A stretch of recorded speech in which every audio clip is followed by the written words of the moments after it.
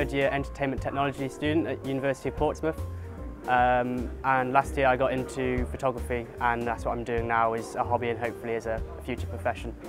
In my course you get a choice of different units and it's quite varied, and I did a photography unit not really knowing what it was going to be like, and ended up getting really into it.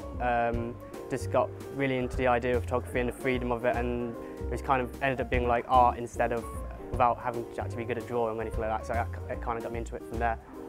I wouldn't really say I've got a particular style. I've got like a particular quality of work, and like maybe like when people look at my pictures they can kind of tell it's my work from like what the quality or what the standard of work is. But in terms of style, I usually I'm experimenting all the time with what I'm doing. So it's always changing and it'll always be different. So from one month I might only shoot in black and white, and then next month it might be completely different. Might be over-edited or under-edited. Music photography is one of my favourite types of photography.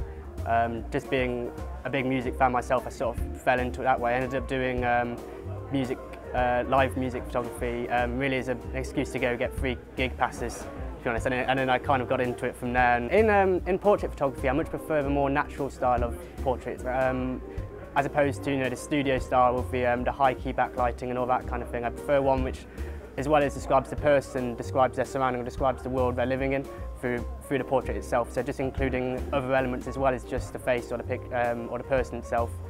Just by the clothing or where it's shot, or the lighting used and the style it's edited, to kind of give a better idea of more of their world, I think, as opposed to studio portraits, which they don't really describe the person so much. Yeah, the plan is to stick with photography when I graduate. Like I say, I'm pretty much right out of the starting gate in photography. I'm only really finding my footing in it. I'm hoping to go away travelling and do some travel photography or carry on doing music photography.